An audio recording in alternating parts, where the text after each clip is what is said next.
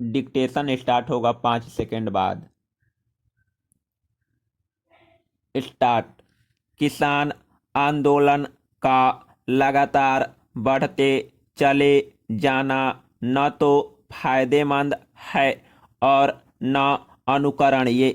दिल्ली से लेकर केरल तक 42 किसान संगठनों के आंदोलन का असर चिंता में डालने के लिए पर्याप्त संकेत मुहैया कराता है।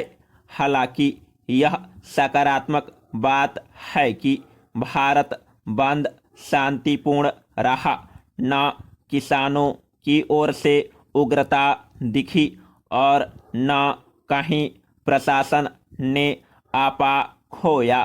ऐसा लगता है दोनों तरफ से किसान आंदोलन को लंबे समय तक चलाए रखने की तैयारी है और समाधान के लिए संवाद की प्रक्रिया बंद है। दोनों ओर से समय समय पर ऐसे तीखे प्रहार होते हैं कि संवाद की गुंजाइश बनते बनते बिगड़ जाती है। इस आंदोलन के चलते न केवल सरकार की आलोचना हो रही है, किसान नेताओं को भी काफी कुछ सुनना पड़ रहा है। मकसद चाहे जो हो, भारत बंद का समर्थन नहीं किया जा सकता। आज देश जिस मोड़ पर है, हम किसी भी तरह की आर्थिक गतिविधि को रोक नहीं सकते। कोरोना तो दूर की बात, किसी परिवहन को भी हम कुछ देर के लिए भी बाधित नहीं कर सकते, क्योंकि देश की जो विकास दर है वह बेरोजगारी को बढ़ाती चली जा रही है। आर्थिक नुकसान का आकलन केवल सरकार को ही नहीं बल्कि किसानों को भी जरूर करना चाहिए। पैरा। भारत बंद कोई छोटी बात नहीं। किसान संगठनों ने सुबह 6 बजे से शाम 4 बजे तक के लिए भारत बंद बुलाया था, जिसके तहत सभी सरकारी व निजी दफ्तरों, संस्थानों, दुकानों, उद्योगों को बंद रखने की अपील की गई थी। किसान नेता राकेश टिकैत ने भले ही कहा हो कि सभी जरूरी सेवाएं जैसे अस्पताल, मेडिकल स्टोर आदि अपना काम जारी रख सकते हैं, लेकिन सबको पता है यह एक औपचारिकता ही है। जो लोग परेशान हुए हैं उनकी क्या गलती है, इसमें कोई शक नहीं कि भारत की वजह से देश में जगह जगह भयंकर ट्रैफिक जाम की स्थिति देखी गई है। सबसे ज़्यादा तकलीफ में दिल्ली और राष्ट्रीय राजधानी क्षेत्र है। हम क्या भूल गए हैं कि राष्ट्रीय राजधानी क्षेत्र में केवल केंद्र सरकार ही नहीं रहती, 2 से 3 करोड़ लोग भी रहते हैं। क्या बस सेवा या ट्रेन सेवा का बाधित होना अब हमारे लिए खास महत्व नहीं रखता? भारत बंद को कांग्रेस, आम आदमी पार्टी, बसपा, सपा, वाईएसआर कांग्रेस, वाम दलों सहित कई राजनीतिक दलों ने अपना समर्थन दिया है, तो इस राजनीति के दुष्परिणाम आने वाले वर्षों में जरूर दिखेंगे। भारत बंद मानो एक सिलसिला या बदला है।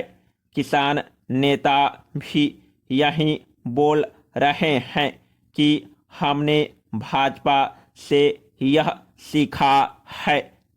संयुक्त किसान मोर्चा ने बड़ी प्रसन्नता के साथ बताया है कि पंजाब, हरियाणा, केरल, बिहार में पूरी तरह बंद रहा। क्या यह प्रसन्नता शासन प्रशासन की संवेदना तक पहुंचेगी? क्या आगे किसानों को किसी भारत बंद की जरूरत नहीं पड़ेगी? जो युवा रोजगार के लिए तरस रहे हैं, 6 लाख की चप्पलें पहनकर नकल करने को तैयार हो जा रहे हैं, क्या उन्हें भारत बंद से लाभ हुआ होगा? क्या इस भारत बंद की वजह से कुछ नौकरियां कम नहीं हुई होगी? इस भारत बंद से कितने किसानों को फायदा हुआ होगा? हम न भूलें कि इस देश में ऐसे किसान व नेता भी हैं जो इस भारत बंद या ऐसी राजनीति के खिलाफ हैं। बहरहाल, जिस देश समाज में रोष या प्रतिरोध ऐसे बढ़ने लगे, वहाँ शासन प्रशासन को मुंह फेरकर कभी नहीं बैठना चाहिए। पैरा। कोविड टीकाकरण अभियान के आगे बढ़ने के बीच संक्रमण के नए मामलों में गिरावट की खबर यकीनन राहत पहुंचाने वाली है। स्वास्थ्य मंत्रालय ने कल बताया कि करीब 6 महीने बाद कोविड-19 के नए मामलों की संख्या 20,000 से नीचे दर्ज की गई है और अब देश में संक्रमण के कुल सक्रिय मामले भी 3 लाख से कम रह गए हैं। यह खबर इसलिए भी सुकुनदेह है कि जिस केरल में अभी सबसे अधिक मामले रोजाना आ रहे हैं, वहाँ भी नए मामलों की संख्या पिछले कुछ दिनों से घट रही है, लेकिन शुरू से न्यूनतम संक्रमण वाले क्षेत्रों में शामिल पूर्वोत्तर के मिजोरम से आ रही खबरें चिंता बढ़ाने वाली है। महाराष्ट्र और केरल जैसे बड़े प्रदेशों के मुकाबले काफ़ी छोटा मिजोरम आज सर्वाधिक नए मामलों वाले 5 राज्यों में एक है। पिछले कुछ हफ्तों से वहाँ लगातार मामलों में बढ़ोतरी देखी गई है। विशेषज्ञ आशंका जता चुके हैं कि जिन इलाकों में दूसरी लहर की शुरुआत में कम मामले सामने आए थे, वहाँ मुमकिन है कि डेल्टा वेरिएंट देर से पहुँचा हो, इसलिए चौकस रहने की ज़रूरत है। पैरा। देश में लगभग लॉकडाउन पूर्व की स्थिति में लौट चुका है। कुछ सावधानियों सीमाओं के साथ तमाम गतिविधियां शुरू हो चुकी है और त्योहारी मौसम की शुरुआत के कारण शहरी बाजारों में भीड़ लौटने लगी है। इसके बावजूद नए मामलों में गिरावट संतोष की बात है, लेकिन न तो सरकारों को और न ही नागरिकों को यह भूलना चाहिए कि महामारी अभी हमारे बीच बनी हुई है और विश्व स्वास्थ्य संगठन बार बार आगाह कर रहा है। समाप्त।